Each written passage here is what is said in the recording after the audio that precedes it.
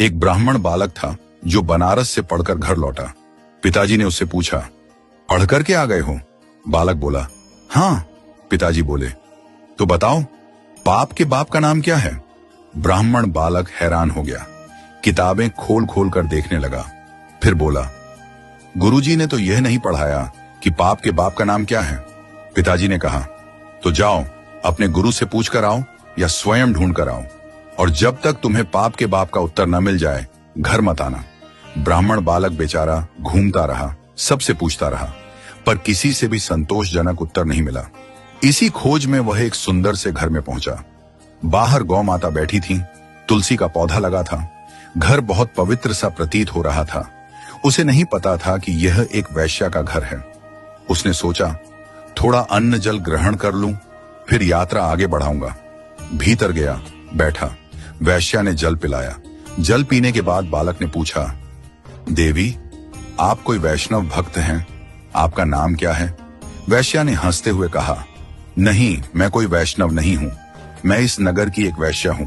ये सुनते ही बालक चौंक गया, पानी का गिलास दूर फेंक दिया और घबराकर बोला, अब तो मुझे गंगा जल में स्नान करना पड़ेगा, कपड़ों सहित नदी में कूदना पड़ेगा।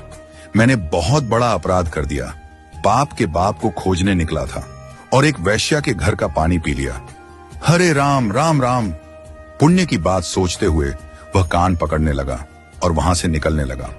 वैश्या ने उसे रोक लिया। मन में सोचा, यह बालक पाप के बाप को ढूंढ रहा है, ज्यादा दूर न जाने दूं, यहीं पर उत्तर दिला देती हूं। उसने पैर पकड़कर कहा, भगवान, आप जैसे लोग मेरे घर आते हैं, इतने दिनों से भूखे होंगे, पाप के बाप को ढूंढ रहे हैं, कौन जाने कब उत्तर मिलेगा। 2-4 रोटी खा जाइए, कुछ प्रसाद पा लीजिए। ब्राह्मण बालक बोला, तेरे घर का पानी पीकर मैं अपवित्र हो गया, अब कह रही हो तेरे घर का भोजन भी पाऊं? वैश्या बोली, महाराज, मैं आपको दक्षिणा में 5 सोने की मोहर दूंगी, अगर आप मेरे यहाँ का प्रसाद पा लें तो। बालक सोचने लगा, पाप तो हो ही गया है, जनेऊ तो बदलना है, नदी में स्नान तो करना है, प्रायश्चित करना ही है, तो क्यों ना कुछ दक्षिणा भी ले लूं। 3-4 दिन तक बाहर रहूंगा, कुछ तो चाहिए ही। वैश्या ने रोटी बनाकर थाली में रख दी।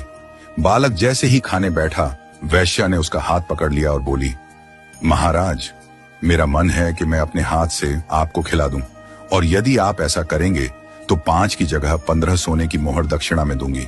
बालक ने कुछ सोचकर मुंह खोल दिया, ठीक है, खिला दो। वैश्या ने कौर हाथ में लिया और जैसे ही भोजन देने लगी बोली, महाराज, एक बात याद रखना, पिताजी को जाकर कह दीजिएगा, पाप के बाप का नाम लोभ है। फिर उसने आगे कहा, आप तो मेरे घर का जल पीना भी पसंद नहीं कर रहे थे, फिर मेरे हाथ की बनी रोटी कैसे खा ली? मेरे हाथ से भोजन कैसे ले लिया?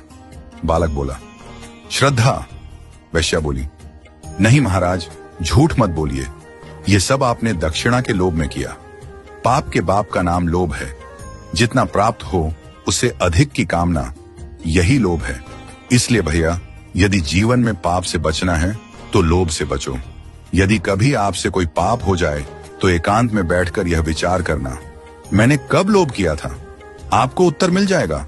बिना लोभ के कोई पाप नहीं होता।